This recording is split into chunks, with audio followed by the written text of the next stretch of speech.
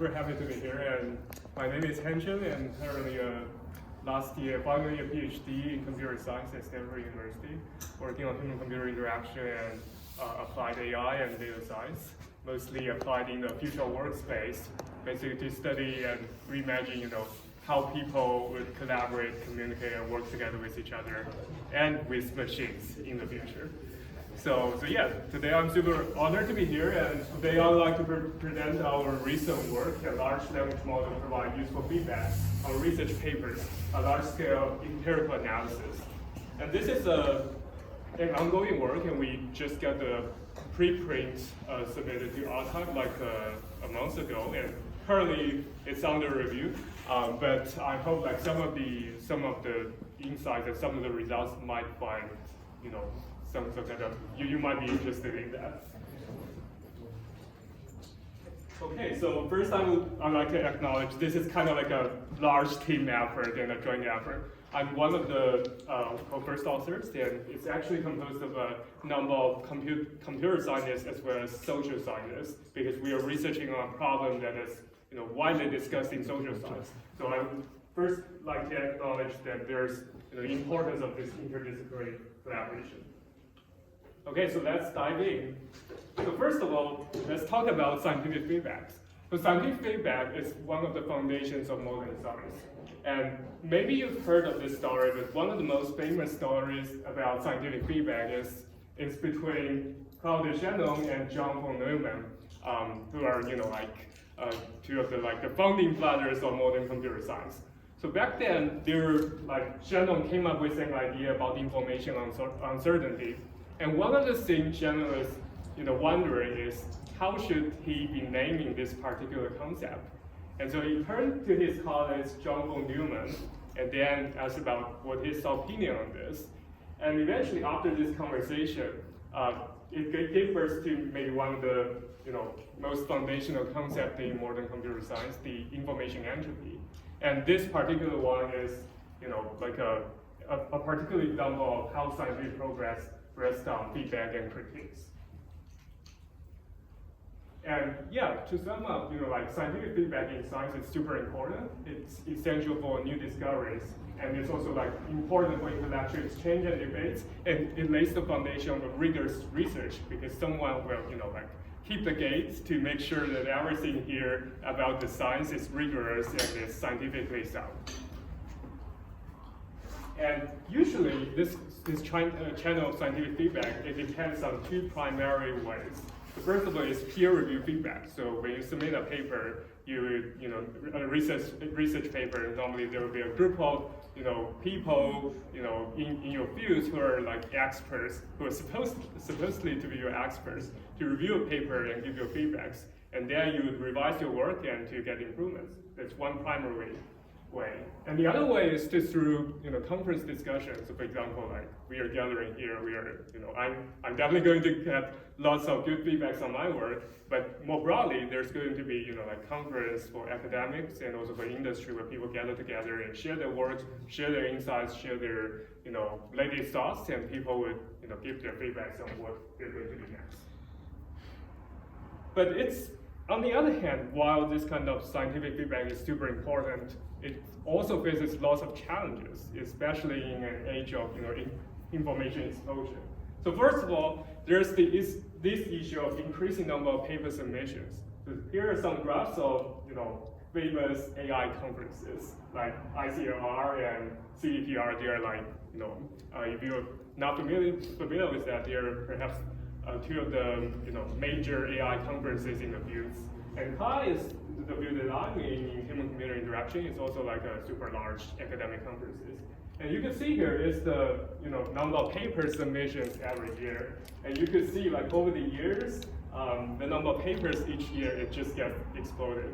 So for example, for ICLR, where the conference is mostly about deep learning, machine learning kind of stuff, back in 2016, there are 200 and 300 submissions. But nowadays, in 2023, you get 6,000 submissions.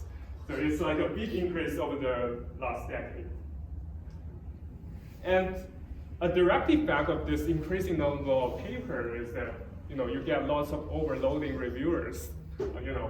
we get, as academics, we see lots of, critiques and complaints over platforms like Twitter, saying like how hard and, like the overloading that they have, like about this, overburden of their review work.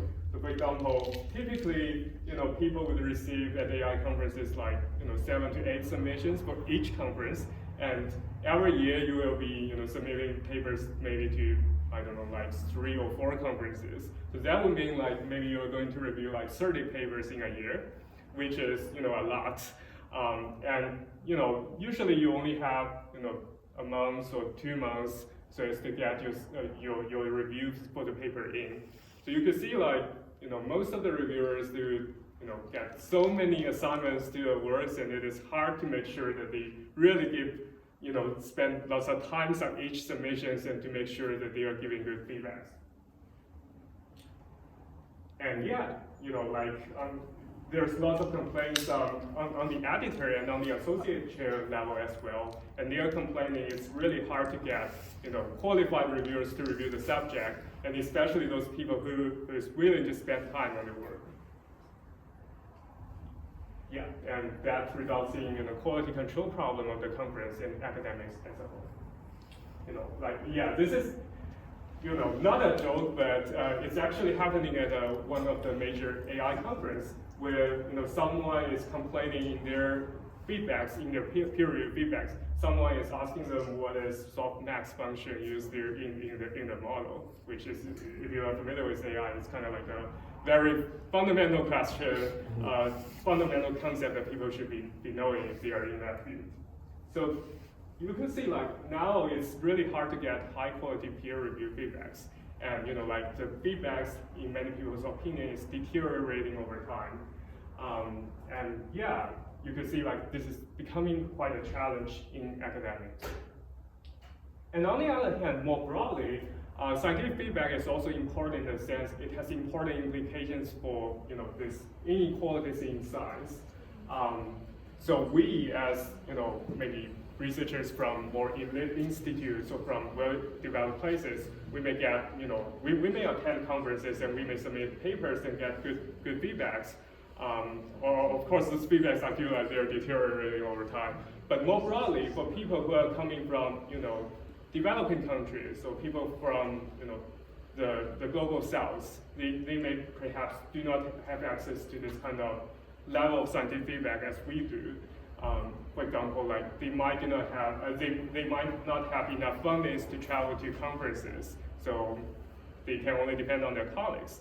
And if they submit papers to, say, a journal, many journal fields, they have a desk rejection process, which means that if you submit a paper and people find the quality isn't enough, then there's no chance to get in that journal, they will directly reject that paper without any scientific feedback.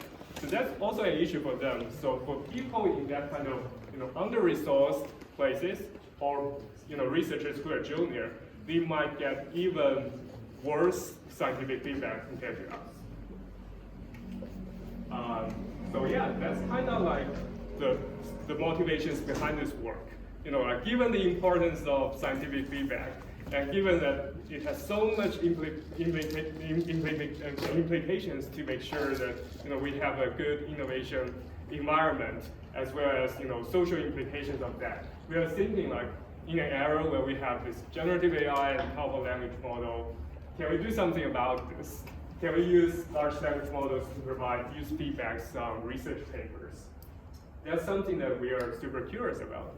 And we are not the first one to study this problem, though arguably we are maybe the most systematic and most comprehensive work. But there are some prior works who are studying, for example, reviewer GPT, and like using GPT to provide some kind of scientific feedbacks for papers, and they are doing some kind of smaller scale studies on that. So we are motivated by that and trying to build upon them. So in this particular case, in our project, we proposed the first large-scale systematic analysis characterizing the potential reliability and credibility of using large language model for scientific feedback. And through the evaluations, we actually have 2 separate studies. So one is retrospective evaluation, and the other is prospective user study. And I'll give more details on what I mean by these two different studies. Okay, so let's first talk about how we generate scientific feedback using large language model. We actually didn't do anything fancy at all. We are using the most straightforward approach because we want to see like what's kind of like the lower bound of this performance of large language model. So basically our thought is that we first have the PDF of the paper. We have the research paper, and then we try to get to some kind of GPT-generated feedback, like kind of like in a peer review kind of way, like giving some kind of thing like what's the significance and novelty of this paper, what's the places for rejection, what's the potential areas for improvement, things like that. And here's our specific pipelines. So first of all, we have the raw PDF of the paper. We upload it to our server, and then we parse the PDF, so we know this is the title part, this is the abstract, this is the intro, this is the figure, things like that. We get the text of the paper, and then we just have we did some kind of prompt engineering and to see like what will be some kind of good response we could get from a prompt. But basically the idea is very straightforward. We basically feed this kind of the structure of the paper and the content of the paper into our prompt and ask the prompt to generate some kind of peer review like feedbacks in a way that is similar to similar to how researchers would get feedbacks through peer review. So we have some more specific criteria on what specific errors they would get in this kind of structure. And then we get the generated output from the scientific feedback generating pipelines. Significance and novelty, potential reasons for acceptance, potential reasons for rejection, and suggestions for improvement. So we get that kind of output from GPT, and then we present that to the user.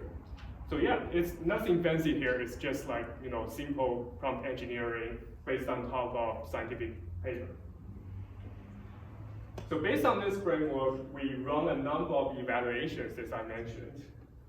So study one, retrospective evaluation, it focused on what happens, for real peer reviewers. What happens for when peer reviewers give their feedbacks, and how does that differ from what GPT generates? So for that first part, we have two large-scale data sets. So the first one comes from Nature family journals. And you probably know Nature is one of the most important journals in scientific fields. And it also has a number of Nature family journals like Nature Communications, Nature Genetics, different subfields within science. And so we collect 3,000 papers and close to 9,000 human written reviews for those papers. And we focus on papers that is published after 2022 because we do not want to have GPT already know what the paper is about or have read about the reviews. So we only limit the analysis to papers after 2022. And so that's the first part of the data sets. And for the second part of the data set, we use open review data from ICLR conference, which is the top deep learning, machine learning conference in the field. And again, we focused on papers after 2022, and we have close to 2,000 papers from ICLR and over 6,500 human written reviews for those papers. So through these two different types of data sets, and there's just some nuance here, like Nature family covers many different fields, whereas ICLR is focusing on machine learning, but Nature family, it has some kind of issues because it's, the authors need to check whether they want to release the review or not. So not all papers will have reviews for Nature papers. But on the other hand, ICLR paper is hosted over open review. So everything happening for that conference, whether the paper is accepted or not, you will get the reviews of the papers there. So we are adopting this kind of mixture of two different data sets to make sure that we could get some kind of generalizable insights. Okay, and for the retrospective study, one important foundational method is to compare, to what extent is the overlap between GPT-generated results and human-generated results. So we actually also propose a comment matching pipeline so that we could compare how the texts differ or are similar to each other. So for this particular pipeline, the idea is to, for either language model generated feedback or human feedback, we first do a summarization of that text. And we have some kind of, prompt engineering, asking them to, summarize what are some of the key concerns for that particular feedback. For example, like this one here, it summarized that one of the key concerns is the paper lacks a proposed method to mitigate the modality gap, something like that. So basically trying to summarize the feedbacks through major points. And we do the same thing for both large language model feedback as well as human feedbacks on the peer reviews.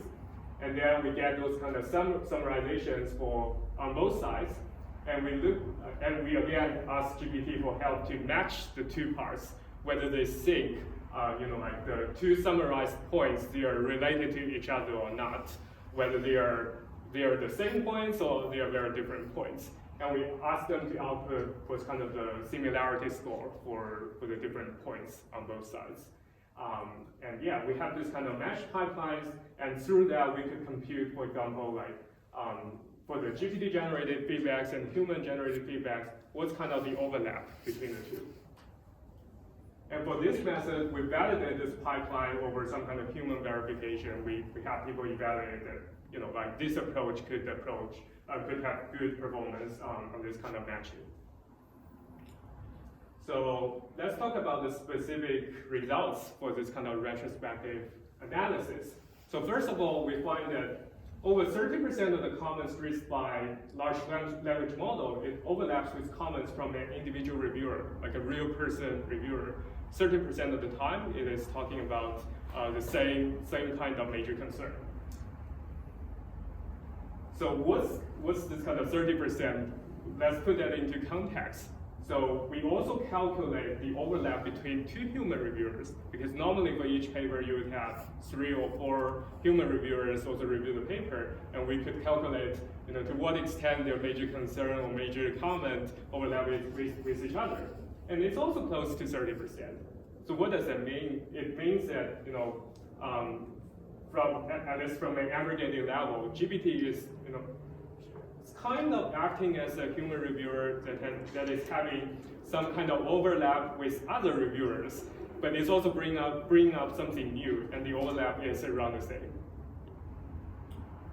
We also did the same thing on the machine learning papers, and we observed very similar results. That GPT-generated feedbacks, the overlap with human feedback is very similar to what human reviewers would have to another human reviewer. And the next result that we get is we want to test, whether large language model is giving something that is generic or specific to the paper. Because one could argue, like the GPT is only generating results that holds true for every paper. It is also always arguing like, this paper needs, for example, more experiments or add more data sets. And like it overlaps with human, but it's not that helpful because it's generic. So we want to see, like large language model, whether it is indeed doing something that is specific to the paper or not. So how do we do that in an empirical way? So our way is to do some kind of random shuffling and to test that. The idea is very simple. We have the null model, which is large language model mostly produce generic feedback that can be applied to every other paper. If that's the case, then if you shuffle the feedbacks, like for example, if a feedback is generated for paper A, if you apply that to paper B, if the feedback is generic, then you should still get a good match on that. So we do this kind of random shuffling, but we find that if you shuffle, like the overlap significantly decrease. That means, like we can rule out this kind of, null hypothesis. It means that large language model is actually generating something that is specific to the paper, not something that is super generic. And this is like a more like a stratification of the results for different types of journals and different types of data in our data sets. And for the y-axis, you can see like it's human versus human overlap. And the x-axis is GPT-4 versus human overlap for different Nature family journals. And you can see many of the things, it actually lies on this kind of diagonal, which means that GPT-4 overlap with human is largely resembles what you would get from human versus human. And for IQ submission, there's some kind of nuanced analysis that we could look at. We have rejected paper and accepted papers over iClear data sets. So it is possible to see, whether you get better results or worse results on rejected papers or accepted papers. And one interesting thing that we find is for rejected papers, we actually get much higher overlaps compared to for those accepted papers. So what does it mean? That perhaps means like for rejected papers, maybe there are some kind of some places that are pretty clear that these papers won't get in, that needs improvements, and GPT-4 could catch that, and it is pretty, it has even higher overlap with what you would get from human reviewers, meaning that perhaps it could be a good source of helping people who are having trouble with their papers. And the other analysis that we did here is we look at how important are the points raised by GPT-4? Is it just raising something that is not super central, or is it actually doing something that is very central to this paper? So we actually try to analyze this through two ways. So the first way is we do this assumption that for human reviewers, if you mention some points at the very beginning, it's very likely to be more important points. Whereas for less important points, maybe it's for, you live for the later stage. So we look at the position where people, propose the specific suggestions, and where is that, and how does it overlap with GPT-4? So we, partition the paper into, 4 different bins, whether it's in the first quarter or last quarter, things like that. And we find that, on the nature data sets, for comments that appears in the first 25% percentile of the bin, it's very likely that you would hit that with over 20% of the chance. And you see as you get the feedbacks for comments that appear in latter parts, it is less likely to hit that. So through that, it means that comments presented at the beginning of a reviewer's feedbacks, they are more likely to be identified by GPT-4. And similarly, we did something on the other hand, trying to see whether GPT-4 could hit some point that has been mentioned by a lot of human reviewers. If the assumption is that if multiple reviewer points to that particular comment, perhaps it's also an important issue within that paper. So we look at this kind of chance that whether GPT-4 will hit something that human mentioned a lot or not. And we see that for example, like for some points that has been mentioned by 3 human reviewers, you actually get a 30% chance to hit that point. Whereas if for some points that only mentioned by 1 person, it is around 10%, meaning that GPT-4 is also more likely to hit major points on the paper, judging by how many people mentioned that particular point. Okay, so yeah, this is mostly about the empirical results. And one other interesting thing is that we look at whether there are any specific aspects in terms of, say, topics or focus that GPT-4 had, and how does it compare to human reviewers. And we look at some of the key values in research, and this is actually hand-coded and motivated by some other prior research. But basically, what we find here is that there's some kind of difference in how GPT-4 and human give feedbacks to other papers. And this is done over iClear data sets, and I believe this is the frequency ratio of GPT-4 versus human. So humans, they are more likely to touch upon things like the novelty of the paper, whereas, for example, GPT-4 is more likely to touch upon things like implications of the research, add experiments on more data sets, clarity and presentation, things like that. So GPT-4 and human, they have different focus on what specific errors they want to give to the authors.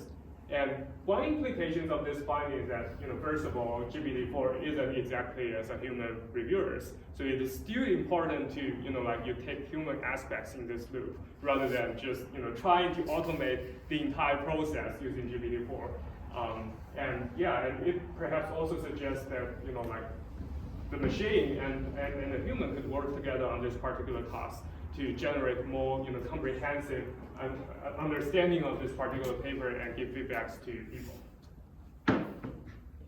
Okay, and I think that's for part one of the study, the retrospective evaluation.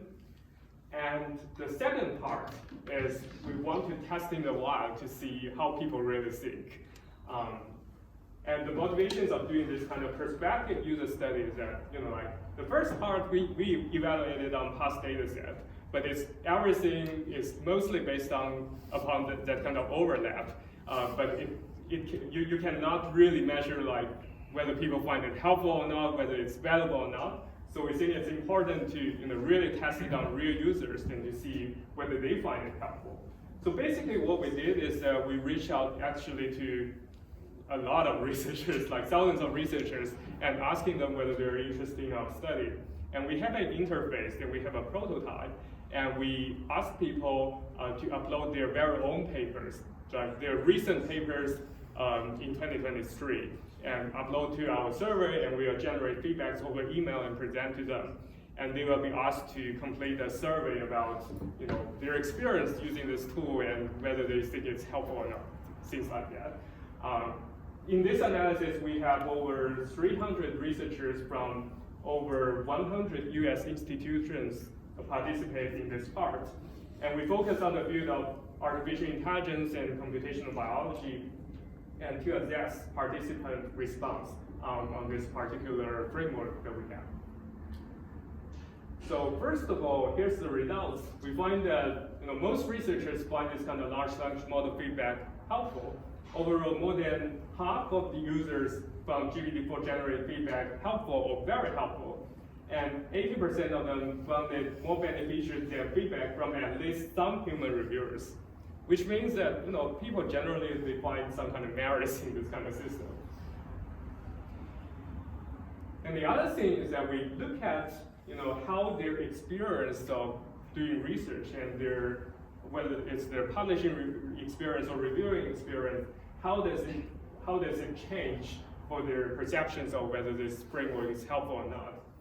And the thing that is really interesting here is that for different groups of people, whether they are undergrad students or whether they are established faculty, many of them they find merits in this system. It's not like say, it's only a tool for the junior researchers that established researcher will find it, not of any use. But in reality, different groups of people it finds helpful in this, and it's consistent across different demographics.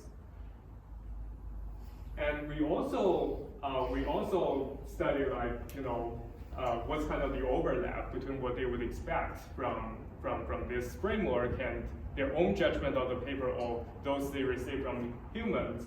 And over 70% of the participants think that there is at least partial alignment between large language model feedback and what they think they would get from real human.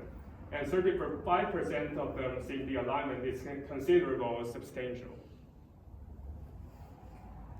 And this is also some results on the generic part of whether they find it specific to the paper or something that is generic. And what we find here is over 30% of the participants view large language model feedback as less specific than many, but more specific than some peer reviewers. So there's definitely places where you could get improvements, especially on this kind of generic part. But it's actually doing some better job than some peer reviewers, which is kind of encouraging. Okay, and and there's also some nuanced part that is very interesting here. That large language model many people actually mention it can generate some novel feedbacks not mentioned by humans. So that is interesting, meaning sometimes maybe human reviewers they overlook certain aspects of the paper, but it can actually be brought up by GPT-4. And so some people they're saying that it consists of more points and covering aspects which human may forget to think about. And there are many other evidence that we get from this survey that is suggesting that GPT-4 could help humans in some ways. And of course, the last part is about the limitations of large language model feedback. And one important limitation right now for our, quite rudimentary, quite, first step approach is the ability to generate specific and actionable feedbacks. So, because we didn't do anything sophisticated, we just do this kind of zero shot from engineering approach. And so people, they're finding sometimes you get some kind of vague and not domain-specific results. For example, I think some people there say, there's specific technical areas for improvement GPT-4 that is hard to get. So for example, if you are working on a, say, AI paper, maybe you do not get enough feedbacks on that kind of method, how you would say implement this specific, for example, functions or specific algorithms. It cannot give feedbacks on that aspect as well. And so I think this is definitely some places that we could get improvements. Yeah, so that's about the major results of the findings, and I will quickly summarize and give some kind of discussions. And I'm curious to learn about your thoughts and comments here. But basically, in this study, we are doing the very first step in trying to figure out whether we could use large language model to provide scientific feedback, and how does it perform versus human reviewers. And we also tested in the wild through user study to see whether it's important or not. And we find that there's substantial level of overlap and positive user perception through this kind of user study. And I think it also sheds light on some kind of parts where large language model could potentially give people novel insights. So that's definitely on the good side.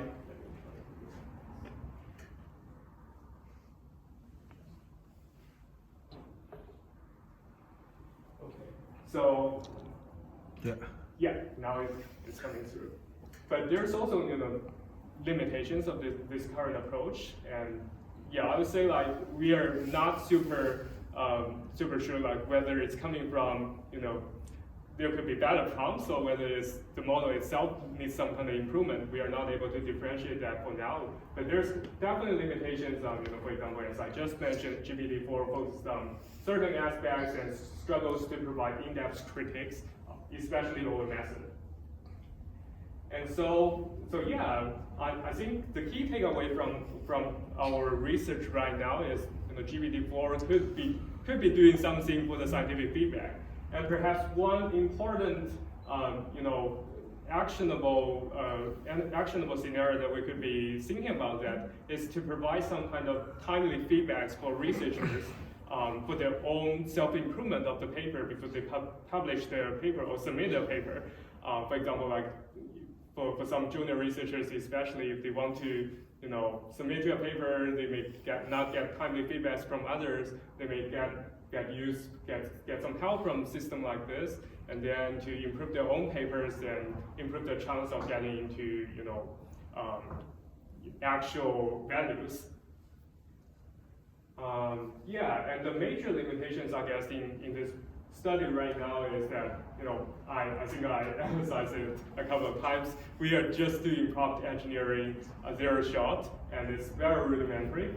And the next step is to fine-tune this model to make sure it can get some insights on how people would perceive as helpful review versus unhelpful review, so as to better improve its performance. And on the evaluation part, we are right now mostly focusing on English kind of venues, and arguably they are the top and maybe the best values in a field. So there's going to be some kind of bias.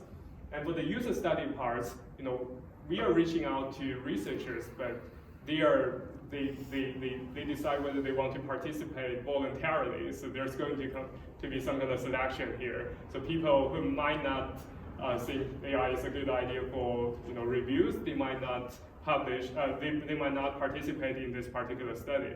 So there's going to be self-selection issues there. And actually one thing that we want to try to do right now, I don't think I put it over slides, but we want to test it in the wild through some kind of randomized experiments. And one idea that we currently have and are working towards is we want to have this kind of tool. We want to select two groups of researchers and reach out to them. And the other group, randomized group, they do not have this kind of tool. We want to track it over time, like for the two different groups, whether they would achieve something different in their research quality over time. Whether a certain group, they're more likely to get into, they may get more papers, or they may get into more well-established places, or receive more citations, things like that. Or they change the papers to, they added the papers more. We want to track that through channels like arXiv, and that's something that we're working on right now.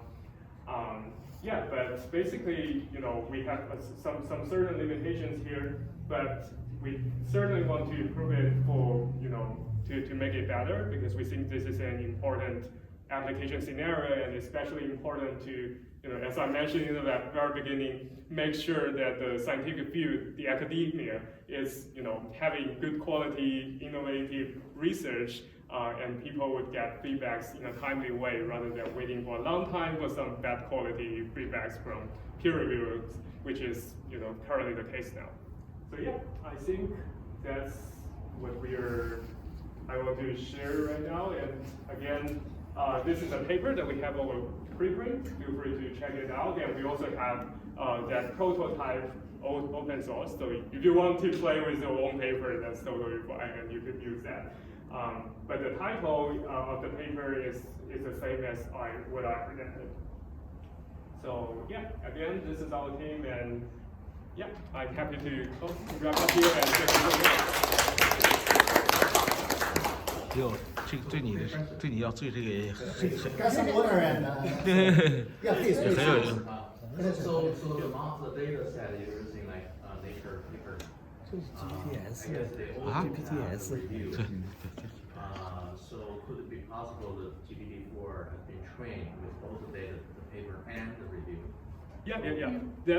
That's a good point. So that's why in our evaluation part, we focused on papers and reviews that is submitted after 2022, because GPT training data sets in our version is cut off at, I think, September or November 2021, and so we want to make sure there's no this kind of data leakage problem. But still, we have no way to verify that the review was not used in the training. I believe in their GPT-4 documentation, they're saying they only use data prior to 2021 September, November for that version. Yeah. Okay. Another quick question. Regarding the one point you said there's a limitation of the large language model doesn't provide specific ideas how to improve the paper. I'm wondering that maybe related to the prompt you asked. Yeah. So what if you ask GPT-4 to see what improvement I need for the paper? Would you get another result? Yeah. That's a super good point. So first of all, I want to acknowledge it is really hard to comprehensively evaluate all the prompts possible. So it's possible that there might be one way of good prompts that could result in good quality evaluations of, say, the methods part. But we did try a lot of prompts, and we also try to specifically ask for feedbacks for the method section, which I think is in the appendix of the paper somewhere. But that didn't work that well. It's still mostly focusing on pretty generic or broad design question rather than dive deep into, say, math or specific details. So I guess one way that might be quite promising is to, using that tool, that possibility of GPT could use tools to evaluate what is going on with this particular paper. So maybe there could be tools, leverage tools that is specific to, computer science or math to check the methodology part, and adding that as another part of the, outputs for the researchers and combining them together.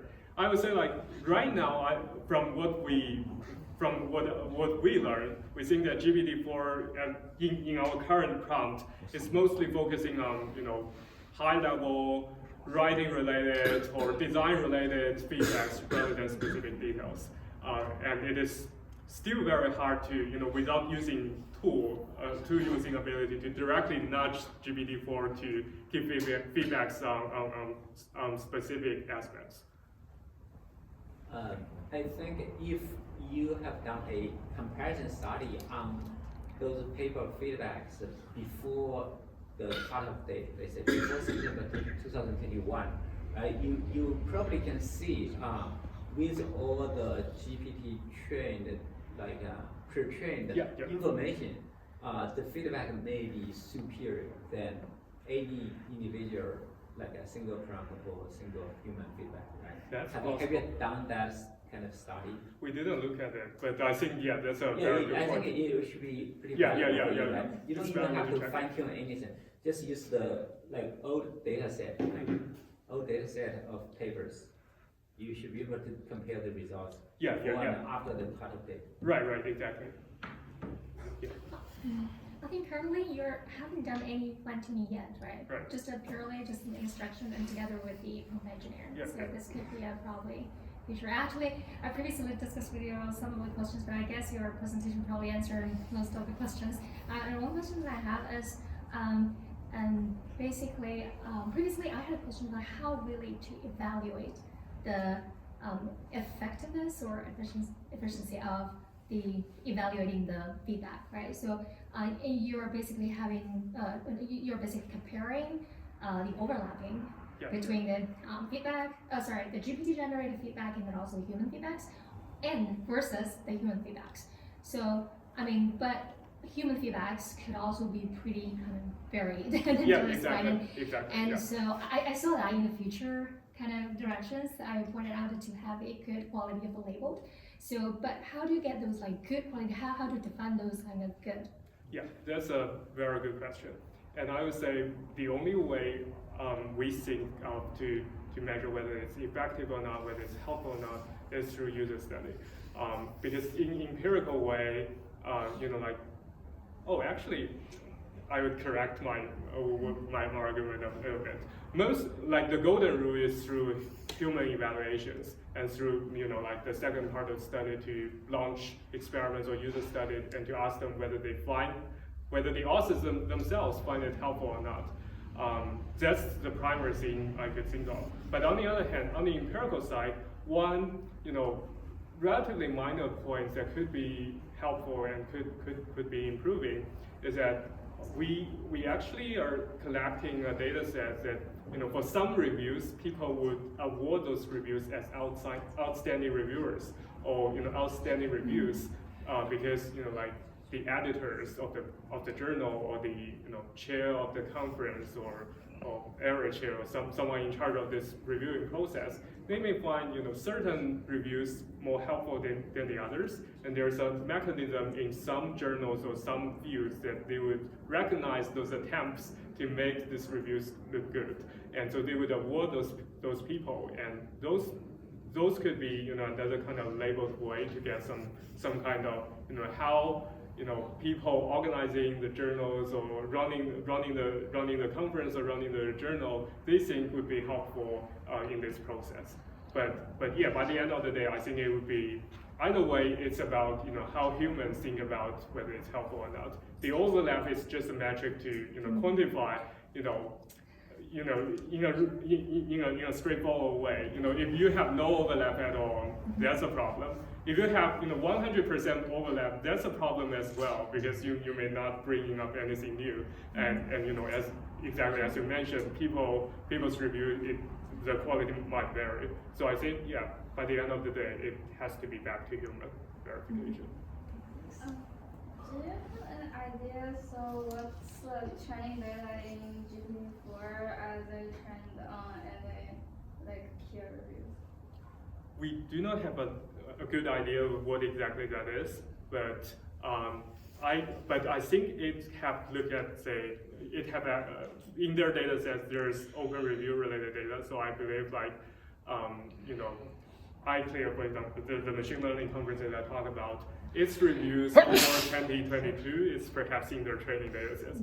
I'm not sure if they've done anything so big about the nature datasets, because that part is perhaps needs more work, because on their website you need to parse all the PDF and things like that. I'm not sure if it's there, but most likely for open review, I think it's there.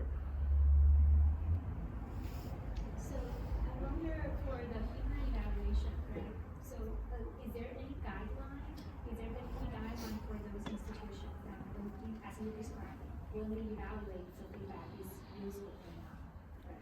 Yeah. And I would assume your human evaluation can follow that guidance when you are rating the human feedback and AI generated feedback. Yeah. That's a good point. So I would say I would perhaps answer this question in following ways.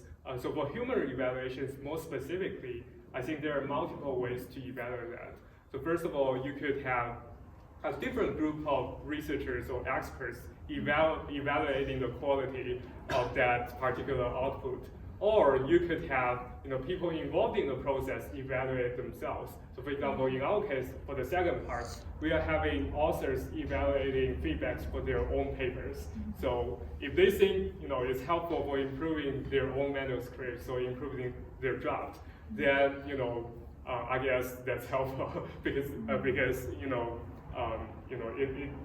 people directly have their experience. But on the other hand, I think, yes, indeed, there are lots of guidelines for reviews, what is good reviews. So for example, for both Nature, for iClear, and for other conferences, they have the review guidelines to, that reviewer knows what are some of the characteristics to constitute a good review. So they may have something like, for example, you need to refer to certain paragraphs, or you need to talk to discuss, for example, the novelty, the method design, and for different parts of the paper, they have some kind of detailed guidelines on that.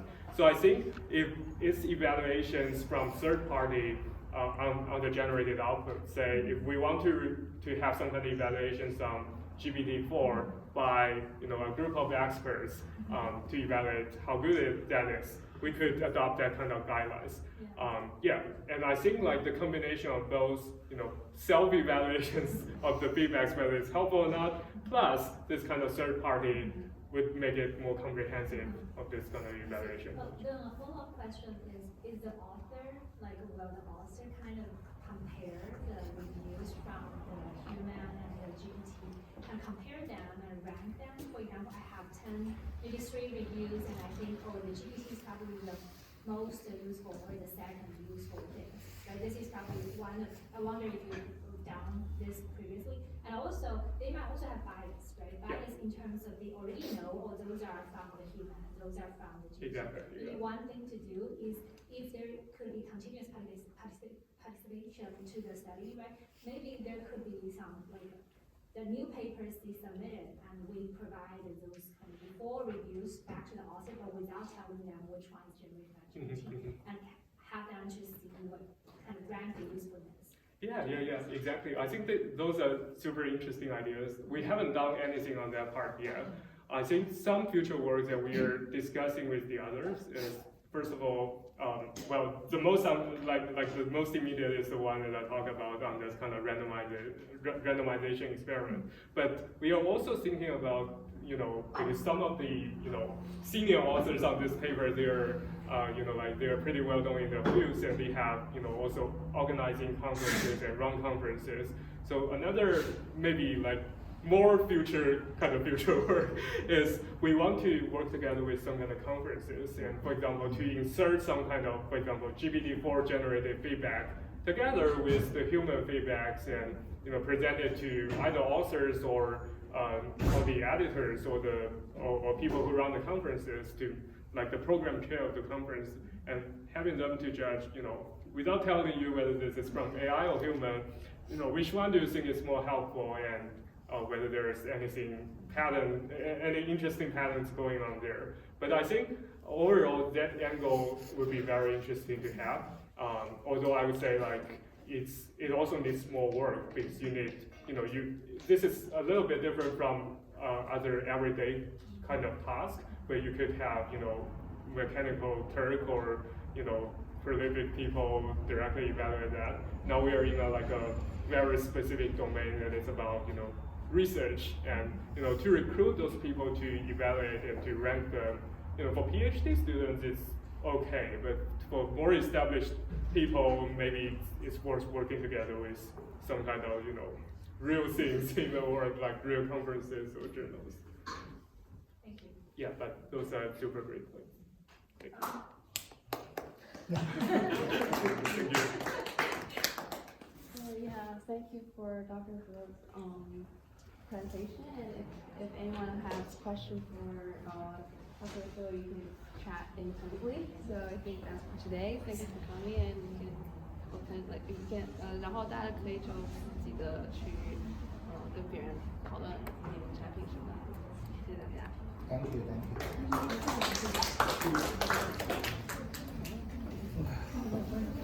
待会儿直接过去吗？